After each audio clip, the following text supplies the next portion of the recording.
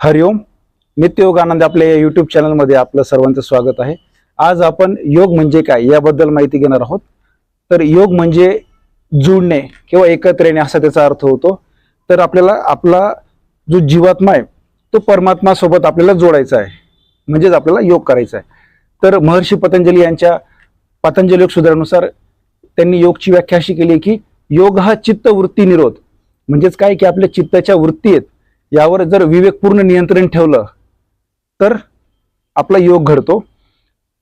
महर्षी वशिष्ठ यांच्यानुसार योग हा मन हा प्रशमन उपाय, म्हणजे मनाला प्रयत्नपूर्वक शांत करण्याचा उपाय म्हणजे योग होय.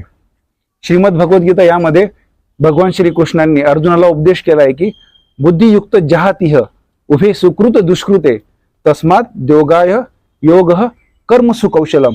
अर्थात भक्तीमध्ये रममान होऊन पूर्णत्व प्राप्त केलेला मनुष्य चांगल्या अथवा वाईट कर्मापासून जसा मुक्त होतो तसा योगयुक्त हो, कारण योगयुक्त होण्याचा प्रयत्न कर, कारण कर्मातील कौशल्य हाच खरा योग आहे. योगी अरविंद यांच्या मते योग म्हणजे स्वतःमधील सुप्त व अफाट गुणांना पद्धतशीर व जाणीवपूर्वक प्रगट करण्याचा जो मार्ग आहे तो मार्ग म्हणजे योग होय. तर अशा प्रकारे आपल्याला योगचा प्रवास हा माहीत असलेल्या गोष्टीपासून अज्ञात गोष्टीपर्यंत नेणारा हा आपला योगचा प्रवास आहे.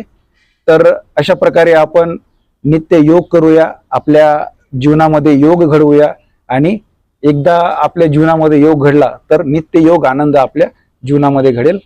तर चला, हरिओम. भेटूया आपण पुढच्या व्हिडिओमध्ये.